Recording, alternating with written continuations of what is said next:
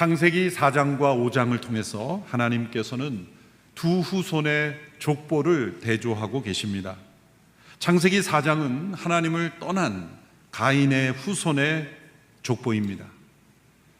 창세기 5장은 하나님을 사랑하고 경외하며 예배하는 셋의 후손의 족보입니다. 4장에 나타난 가인의 후손들의 모습은 하나님을 떠난 타락한 문화의 모습입니다. 아벨을 죽인 가인의 분노와 살인은 세대가 흘러갈수록 더 큰 분노와 살인과 폭력으로 나타납니다. 하나님의 약속을 의지하기보다 자기 자신을 의지하며 스스로를 보호하며 성을 쌓고 도시를 만들어가는 모습입니다. 하나님이 인간에게 주신 고유한 능력으로 그들에게는 문화가 발전되지만 하나님 없는 문화의 모습입니다. 그들은 최초의 도시, 최초의 과학기술, 최초의 악기, 여러 문화의 발전이 이루어지지만 하나님을 영화롭게 하는 문화가 아닌 인간 자신을 높이는 그런 문화의 모습입니다. 반면 창세기 5장에 나타난 셋의 족보에는 하나님께서 이루어 가시는 구원의 역사의 통로가 되는 족보를 설명하고 있습니다. 창세기 3장 15절에 약속하신 여자의 후손을 통해 하나님께서 어떤 구원을 이루실 것인가를 보여주면서 장차 새로운 인류의 시조가 될 노아까지 소개하고 있습니다. 그래서 이를 위해서 다시 족보를 기술하는데 아담으로부터 시작됩니다. 마치 창조 기록부터 다시 서술하듯이 1절에 보면 하나님께서 사람을 하나님의 형상대로 기록하셨다라고 기록하고 2절을 보면 남자와 여자로 창조하셨다라고 기록합니다. 3절에 보면 아담이 130세에 셋을 낳았다라고 기록합니다. 그리고 셋이 낳은 에노스는 비로소 여호와의 이름을 불렀다라고 기록합니다. 비로소 여호와의 이름을 불렀다는 것은 그 이전의 사람들이 하나님을 몰랐다는 것이 아니라 비로소 공적 예배가 확립되었다는 의미입니다. 특이한 것은 이 5장에 나타난 족보에 가인과 아벨이 생략되었다는 것이죠. 아담에게서 바로 셋으로 이어집니다. 이것은 역사를 왜곡하려는 것이 아니라 하나님께서 이루시고자 하는 구원의 역사의 중심 인물이 아니기 때문에 생략한 것입니다. 창세기 족보가 연대기 순으로 모든 사람들을 다 기록한 것이 아니라 목적에 따라서 과감하게 생략된 족보라는 것을 우리에게 알려줍니다. 그러므로 창세기의 족보를 통해 어떤 연대나 역사를 구체적으로 파악하려는 것은 오류를 만들어낼 수 있다는 것입니다. 이 4장과 5장에 공통적으로 나오는 두 이름이 나타납니다. 이름은 동일한데 전혀 다른 삶을 살았던 사람들입니다. 에녹과 라멕입니다. 가인의 후손에 에녹이 나오고 셋의 후손에도 에녹이 나옵니다. 그런데 가인의 아들 에녹은 아버지 가인같이 하나님의 임재를 떠나 자기 중심적인 삶을 삽니다. 셋의 후손 에녹은 하나님의 임재 가운데 하나님과 동행하는 삶을 살았습니다.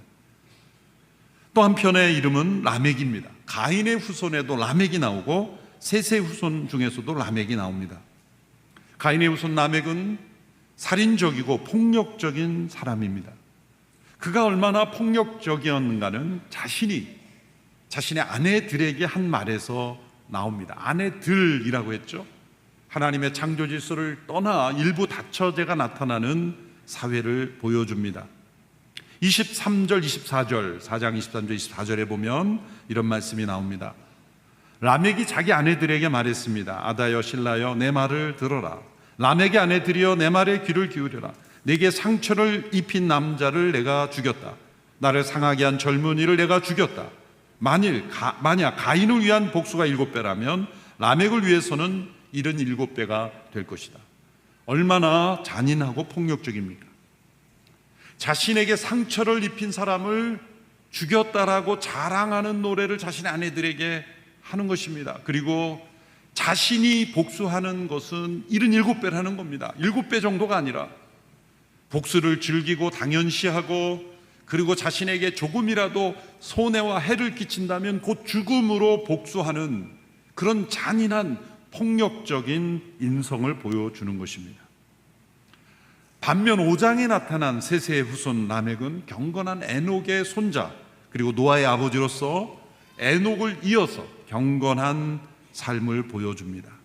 그리고 노아를 낳고 노아 시대에 준비하였던 방주, 장차 오실 하나님의 심판을 준비하는 경건한 후손이었습니다.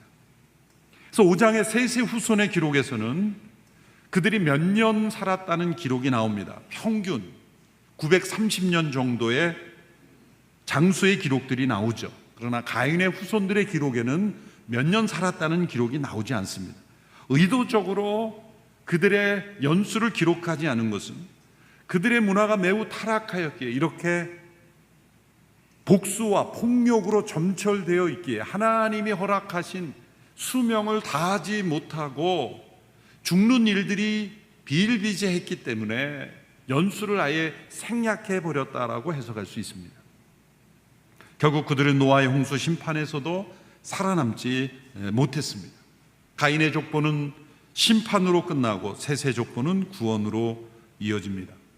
이처럼 4장과 5장이 뚜렷한 이 족보를 통해 대조하고 있는데, 그 족보에서 한 인물들을 특별히 부각하여 대조하고 있다는 것을 알 수가 있습니다.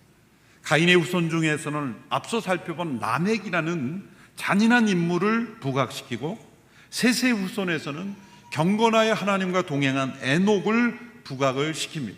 공통점은 둘 다 7대 손이라는 것입니다.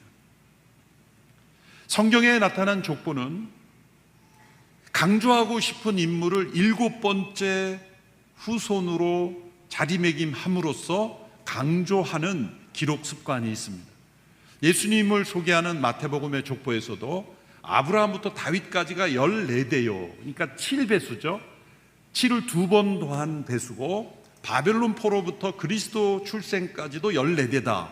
그러므로 이 7배수가 4번 이어지는 그러한 구조로 족보를 기술했다는 것. 그 안에는 생략이 다소 들어 있습니다. 그러므로 중요한 시점에 7 인물을 7대 손으로 언급함으로써 족보를 통해 어떤 메시지를 주는 것이 유대인들의 족보 기록 습관입니다. 바로 창세기 5장에서도 그러한 시각으로 에녹을 7대 손의 위치에 기록함으로써 중요한 인물임을 부각하고 있다는 거죠.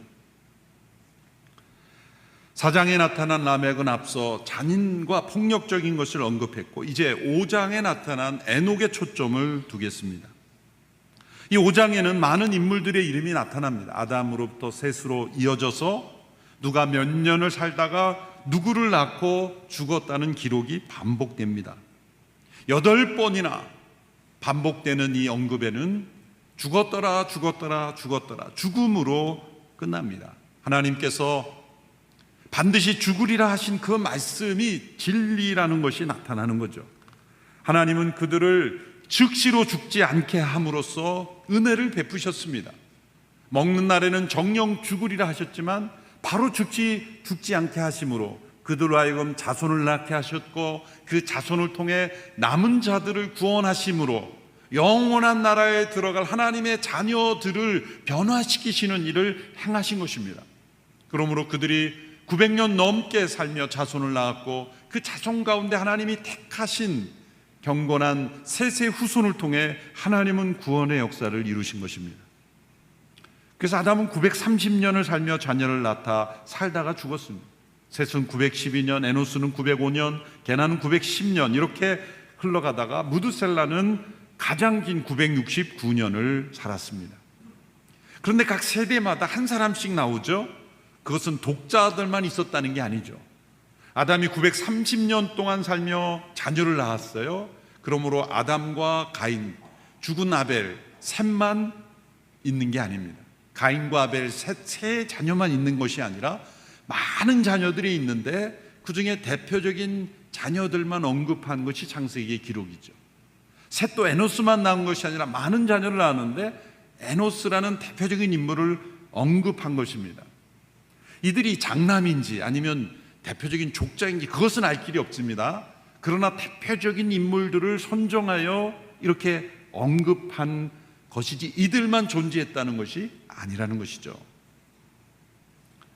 중요한 것은 이들이 거의 1000년 가까운 900년이 넘는 삶을 살았다는 것입니다. 홍수 심판 이전의 지구의 상태는 오늘 우리가 살고 있는 지구와 완전히 다른 상태였다는 겁니다. 900년 가까이 살 수 있었던 것은 인간의 질병을 일으키는 어떤 돌연변이나 또 인간의 수명을 단축시키는 자연 환경이 현저히 없었기에, 비록 인간의 타락으로 땅이 가시 엉겅퀴를 내지만 인간의 수명에 직접적인 영향을 미치는 그러한 해로운 요소가 거의 없었기에 이런 수명이 가능했다는 겁니다. 홍수 심판 이후에 지구의 대격변이 일어나서 우리가 살고 있는 점차 기후 위기로 치닫는 이러한 환경에 처함으로 수명이 10분의 1 이하로 줄어들게 된 것입니다. 그러나 1000년 가까이 살았다 할지라도 죽음은 죽음입니다.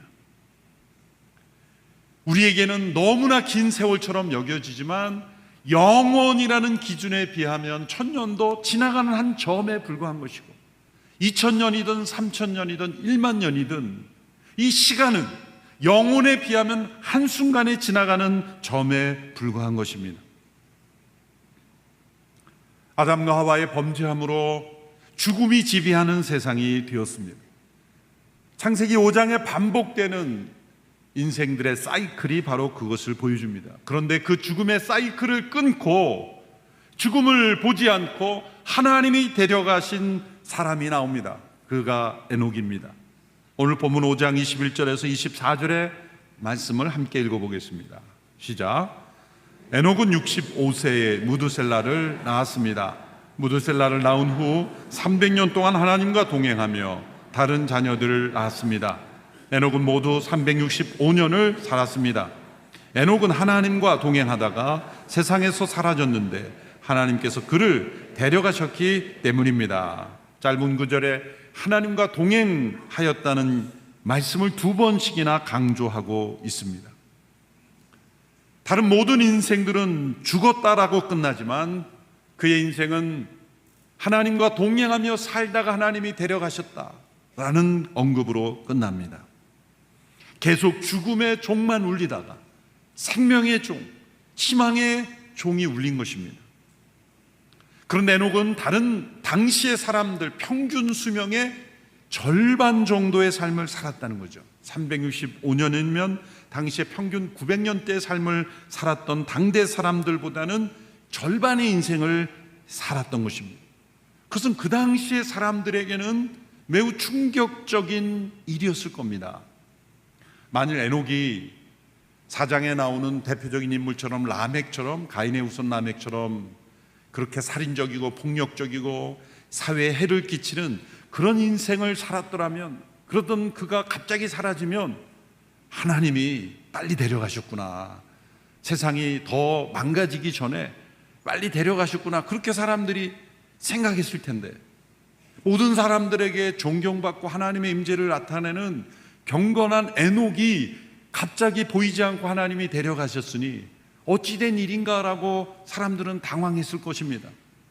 왜냐하면 지금이나 그때나 사람들의 인식에는 우리가 발딛고 살아가는 이 세상이 하나님이 예비하신 영원한 세상보다 훨씬 더 좋은 세상이라는 거고, 그런 생각이 있기 때문이에요.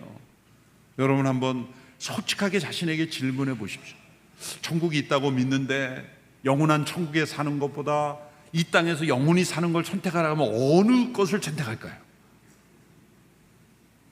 가보지 않았으니까 나는 이 땅에 영원히 사는 것을 힘들고 어렵고 죄와 아픔이 있지만 이 땅에 영원히 사는 편이 낫지 않을까라고 생각하지 않을까요? 그러니 이 땅에서 오래오래 사는 것이 영원한 나라에 들어가는 것보다 훨씬 더 좋은 것이라고 생각하지 않을까요? 그런 시각에서 보면 우리는 이 땅에서 오래 사는 것만이 축복이고 어떻게 사는가에 대해서는 생각을 하지 않을 가능성이 많습니다. 하나님께서 에녹의 인생을 절반으로 줄이심으로 우리에게 주시는 메시지는 무엇일까요? 그것은 오래 사는 것이 중요한 것이 아니라 어떻게 사는 것이 중요하며 인생의 길이보다 의미가 중요하며, 그 의미는 어디에서 나오는 것인가? 하나님과 어떤 관계 속에 살아가는가? 영원하신 하나님과 어떤 관계를 맺고 살았는가? 그분과 동행했는가? 그리고 그분을 기쁘시게 하는 인생이었는가를 평가하는 것이 더 중요한 기준이라는 것입니다. 히브리서 11장 5절의 말씀에 에녹에 대한 인생의 평가를 이렇게 내립니다. 같이 함께 읽겠습니다. 시작. 믿음으로 에녹은 죽음을 보지 않고 들림을 받았습니다. 하나님께서 그를 데려가셨기 때문에 그는 더 이상 보이지 않았습니다. 들려가기 전에 그는 하나님을 기쁘시게 하는 사람이라는 인정을 받았습니다. 믿음으로 하나님과 동행하다가 들림을 받고 죽음을 보지 않고 들림을 받은 이 에녹은 장차 여자의 후손으로 오시는 예수 그리스도께서 죽음을 이기시고 승리하여 승천하신 예수 그리스도를 미리 예표하는 것입니다. 또한 그리스도 안에서 죽음을 통과하고 부활의 생명으로 그분과 함께 들림 받는 모든 그리스도인들을 예표하는 것입니다. 에녹이 죽음을 보지 않고 옮길 수 있었다면 그리스도 안에서 우리 모두도 부활의 생명으로 변화될 수 있다는 것을 우리에게 알려주며, 우리도 에녹처럼 이 땅에서 하나님과 동행하며 살다가 그 연수가 몇 해이던 간에 그 길이에 따라 평가되는 인생이 아니라 하나님과 동행하였는가를 가지고 평가되는 인생이 되어야 한다는 것을 가르쳐주고 있습니다. 도대체 에녹은 어떠한 믿음을 가졌기에 이렇게 하나님과 동행할 수 있었을까? 어떻게 이런 믿음을 가질 수 있었을까? 라는 질문을 던질 수 있습니다. 그 해답을 오늘 본문 5장 21절 22절에서 알려줍니다. 5장 21절 22절에 보면 같이 읽어볼까요? 시작. 에녹은 65세에 무두셀라를 낳았습니다. 무두셀라를 낳은 후 300년 동안 하나님과 동행하며 다른 자녀들을 낳았습니다. 짧은 이 에녹의 생애 요약에 무두셀라를 낳았다는 기록이 2번 반복이 됩니다. 65세에 무두셀라를 낳았고 무두셀라를 낳은 후 300년 동안 하나님과 동행했다고 했으니 그가 65세 때 무두셀라를 낳은 이 체험이 하나님과 동행하는 삶의 전환의 결정적 원인이 되었다는 것을 2번 언급하며 강조하고 있는 것이죠. 무두셀라라는 이름은 무엇일까? 정확한 의미는 확신하지 않지만 여러 어원을 정확해 볼 때 창을 가진 사람인데 그가 죽으면 마지막이 온다라는 메시지를 내포한다는 거죠. 창을 가진 사람은 파수꾼일 수도 있고 어떤 무기를 가진 최고 권위자일 수도 있는데 그가 죽으면 마지막이 온다라는 메시지를 내포하는 것으로 해석할 수 있습니다. 실제로 에녹이 무두셀라를 낳은 이후에 어떠한 삶을 살았는가에 대한 힌트가 유다서, 신약의 유다서 14절 15절에 나옵니다. 제가 읽어보겠습니다. 아담의 7대손 에녹도 7대손이라는 강조하죠. 이들에 대해 이렇게 예언했습니다. 보라, 주께서 그의 수많은 성도들과 함께 임하셨으니 이는 모든 사람을 심판하시고 그들의 경건하지 않게 행한 모든 불경건한 행실과 경건하지 않은 죄인들이 주를 대적해 말한 모든 모욕적 언사들을 책망하시려는 것이다. 아담의 7대손 에녹이 예언했다는 것입니다. 무엇을 예언했는가? 심판을 예언했다는 겁니다.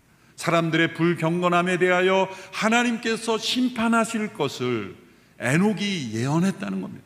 그러므로 무두셀라를 낳은 것은 하나님의 심판의 계시를 받은 사건이고 그 이후에 그는 하나님과 조용히 동행한 것만이 아니라 하나님의 심판이 임했다는 걸 사람들에게 전하는 예언자의 삶을 살았다는 겁니다.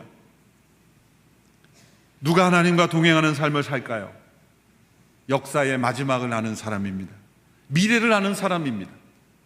역사에 대한 하나님의 심판이 있다는 것을 믿는 사람은 하나님과 동행하며 삽니다. 동행이란 뜻을 맞추는 것입니다. 나의 뜻에 하나님을 맞추는 것이 아니라 하나님의 뜻에 나의 뜻을 맞추는 사람입니다. 하나님의 의지에, 하나님의 생각에 나의 생각과 의지를 맞출 때 동행이 일어납니다. 역사를 창조하신, 시작하신 하나님께서 역사를 심판하실 것을 아는 사람은 그 하나님의 초점을 맞추어 하나님의 뜻을 따라 동행합니다. 에녹이 그러한 삶을 살았다는 것입니다. 오늘 우리가 왜 예수님을 믿어야 하고 왜 믿습니까? 그것은 다른 사람보다 보다 더 나은 교양인, 문화인, 종교인, 더 나은 시민이 되기 위해서가 아닙니다.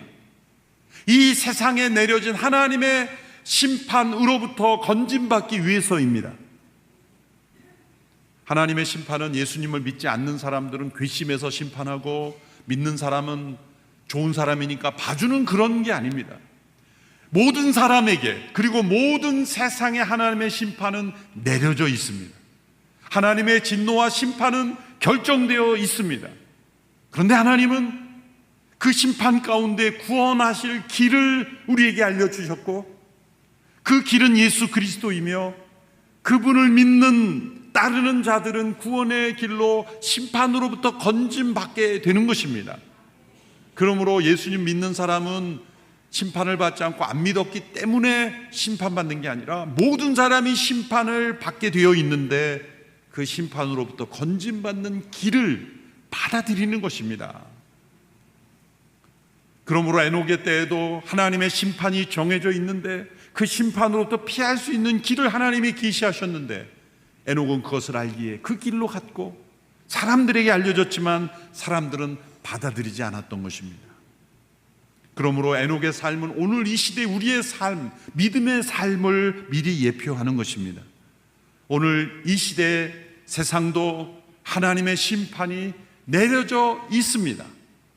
하나님의 예수님이 오신 것은 이 심판으로부터 우리를 구원하시는 분으로 오시는 겁니다. 구원이란 무엇으로부터의 구원이죠?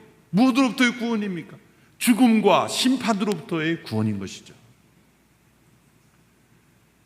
이 하나님의 심판을 믿지 않는 사람들은 자신이 구원받아야 될 이유가 없기에 예수님을 믿지 않는 것입니다. 하나님의 심판이 임박하였습니다. 어제도 우리나라에서 지진이 일어났죠. 지진의 안전지대가 아니라는 것을 확실히 보여주고 있습니다. 예수님이 종말을 말씀하실 때 지진을 말씀하셨지 않습니까? 전쟁을 말씀하셨지 않습니까?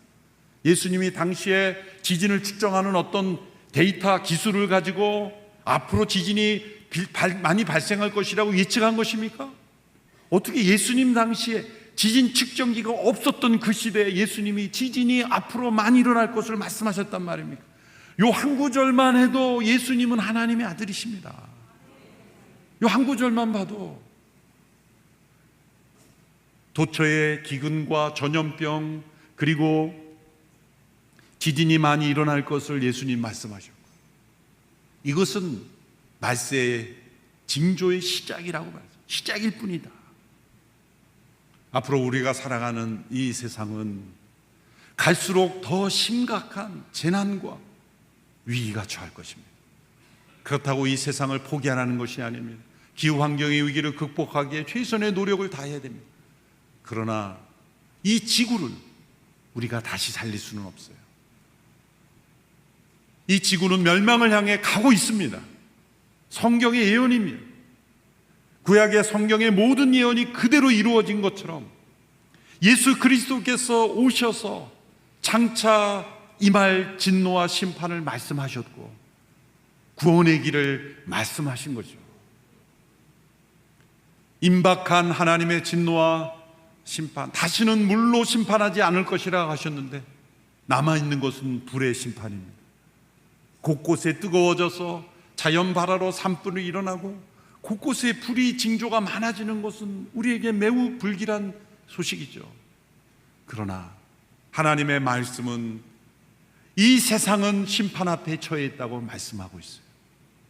하나님의 인내의 시간의 문제입니다.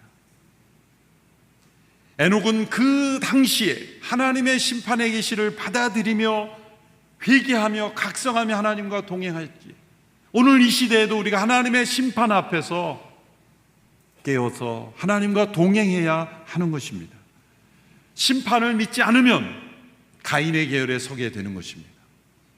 하나님의 심판의 계시를 받아들이느냐 받아들이지 않느냐가 구원의 길을 필요로 하느냐 필요로 하지 않느냐로 결정하는 것이고, 그것이 곧 예수 그리스도에 대한 믿음으로 연결되는 것입니다. 그렇다면 다시 에녹으로 돌아가서 과연 무두셀라가 죽었을 때 어떤 일이 일어났는가 살펴보겠습니다. 5장의 족보를 다시 정리해 보면 에녹의 아들 무두셀라가 187세에 라멕을 낳았다고 했습니다. 또 라멕이 182세에 노아를 낳았다고 했습니다. 그리고 노아가 600세에 홍수가 일어났습니다. 7장 11절에.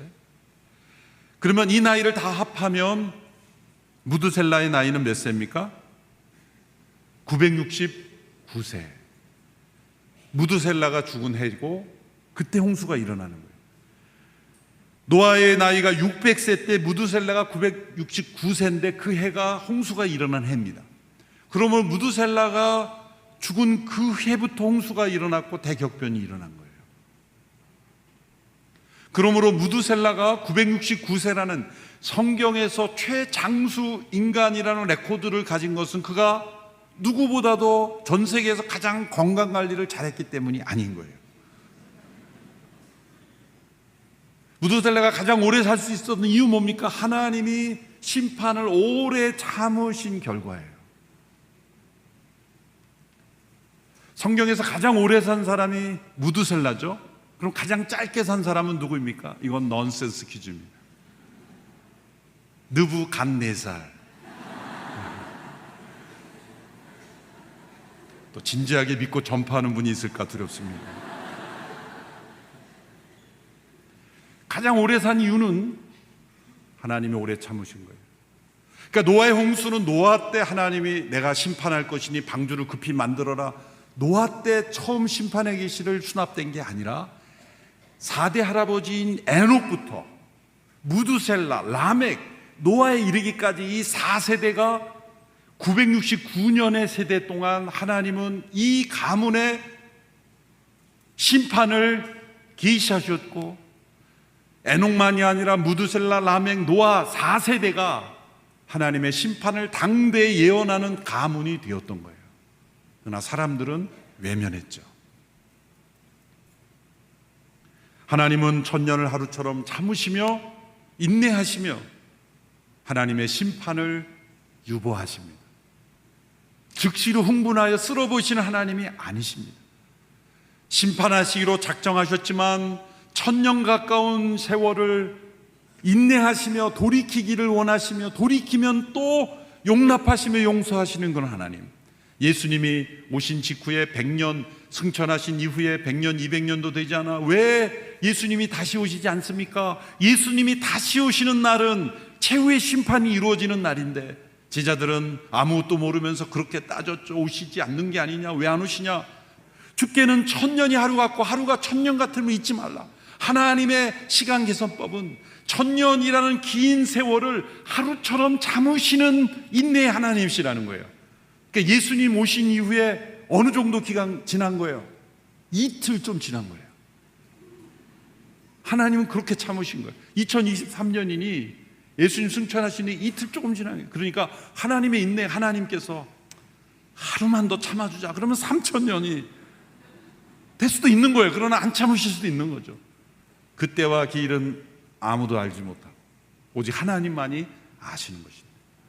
3,000년까지 참으실지 아니면 2,000년대에 끝내실지 아무도 모르는 거예요. 아무도 모르는 거예요. 그러나 중요한 것은 언제 심판이 오든지 심판에 이르지 아니하면 되는 것인데, 심판을 믿지 않고 심판이 없으면 좋겠다라고 바라는 것은 어리석은 것입니다. 에녹과 무두셀라, 라멕, 노아에 이르는 이 4대의 가문 통해서 이 노아를 낳고 이름할 때 이렇게 5장 29절에 말씀하시죠. 그는 아들의 이름을 노아라 부르면서 여호와께서 저주하신 땅으로 인해 우리가 겪는 일과 우리 손의 수고로움으로부터 이 아들이 우리를 위로할 것이다 라고 말했습니다. 노아의 이름을 하나님의 위로하심으로 일컫는 이유가 무엇입니까? 하나님은 심판하시는 분일 뿐만 아니라 구원하시는 분이며 하나님은 저주하시는 분일 뿐만 아니라 위로하시는 하나님이시라는 것을 알려주기 원하시는 거예요. 하나님의 심판이 본심이 아니라 구원이 본심이며 회복이 본심이며 하나님의 위로와 소망이 하나님의 본래의 마음이라는 것을 노아라는 인물을 통해 알려주셨고 구원의 방주를 예비하심으로 깨닫게 하신 것입니다. 4장의 가인의 족보와 5장의 셋의 족보의 대조를 통해 하나님은 우리에게 선택하라고 말씀하십니다. 이 족보는 당대 그 시대만이 오늘 이 시대에도 쓰여지고 있습니다. 우리의 가문이 가인의 후손의 족보인가, 아니면 셋의 후손의 족보인가, 라멕과 같이 살인과 폭력으로 점철된 악행의 삶인가, 아니면 에녹과 같이 하나님과 동행하며 하나님의 뜻에 합당하게 순종하는 가문인가, 어떤 가문이 될 것인가를 택하라고 말씀하시는 것입니다. 우리 모두가 에녹처럼 하나님과 동행하는 믿음의 가문 되기를 축원합니다. 기도하겠습니다. 하나님 아버지, 하나님을 떠난 문명 속에 도취되어 얼마나 자신이 잔인하고 폭력적이고 그리고 악행을 행하고 있는지조차 알지 못하는 가인의 후예처럼 되지 않게 하옵소서. 하나님의 심판을 깨닫고 하나님과 동행하며 믿음으로 하나님의 약속을 바라며 영원한 나라로 인도함을 받는 에녹의 가문 되게 하여 주시고, 우리의 자녀들 자자손손 우리의 가문들이 에녹의 가문처럼 되게 하옵소서. 예수님의 이름으로 기도하옵나이다. 아멘. 다 같이 자리에 일어나셔서 함께 봉헌 찬양 올려드리겠습니다.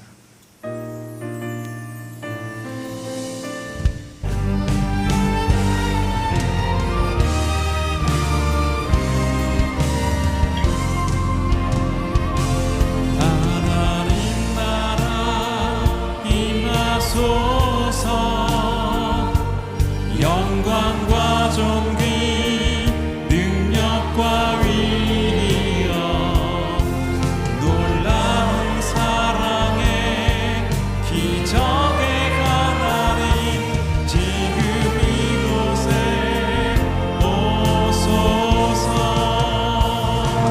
하나님 나라 임하소서. 영광과 존귀 능력과 위력 놀라운 사랑의 기적의 하나님 지금 이곳에 오소서. 주님의 높고 위대하시니 내 영혼이 찬양하네.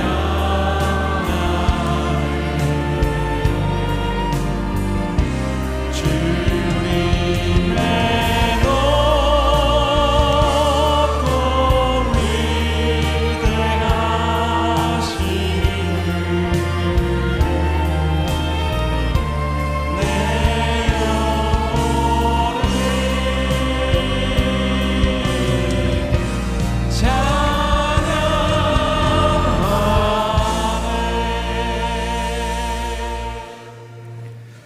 사랑의 주님, 가인과 셋의 후손의 족보를 통해 이 악한 시대를 살아가는 저희에게 영적 교훈과 깨달음을 주심에 감사와 찬양을 올려드립니다. 이 악행의 시대에 가인의 후손 라멕의 길이 아니라 셋의 후손 에녹과 같이 하나님을 기쁘시게 하며 하나님과 예수 그리스도를 믿는 믿음으로 동행하는 우리 모두의 인생이 되게 하여 주시옵고, 더 나아가 믿음의 명문 가문 될 수 있도록 우리의 가정을 지켜 보호하여 주시옵소서. 주신 은혜 감사하여 우리에게 주신 모든 것 중에 일부를 구별하여 주님께 올려드립니다. 이 헌금을 기쁘게 받으시고 사용되는 곳마다 하나님의 사랑과 그리스도의 복음이 편만히 증거되게 하여 주시옵소서. 드린 손길도 기억하여 주셔서 하늘의 신령한 복과 땅의 기름진 복을 삶의 자리 가운데 풍성히 더하여 주시옵소서. 이제는 우리 주 예수 그리스도의 크신 은혜와 하나님 아버지의 무한하신 사랑하심과 성령님의 교통하심이 악행의 시대에 에녹과 같이 하나님과 늘 동행하며 살아가기를 소망하는 하나님의 사람들 한 사람 한 사람 머리머리 위에 열방에 흩어져 주의 복음을 증거하시는 선교사님들과 아울리치 팀 위에 이 나라와 이 민족 위에 지금 영원까지 함께 하시길 간절히 축원하옵나이다. 아멘.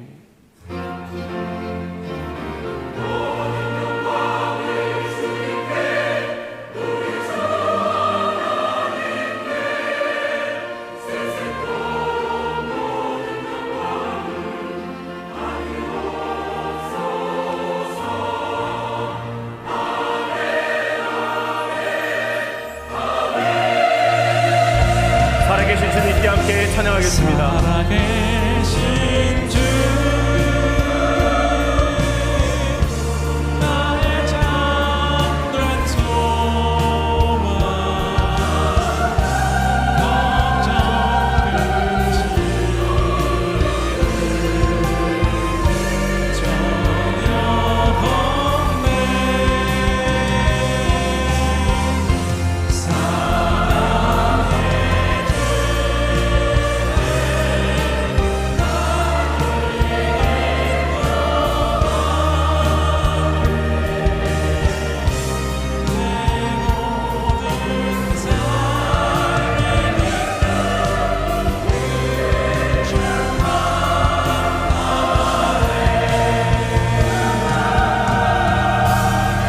할렐루야. 예배를 받으신 하나님께 감사와 영광 말씀 올려드리겠습니다.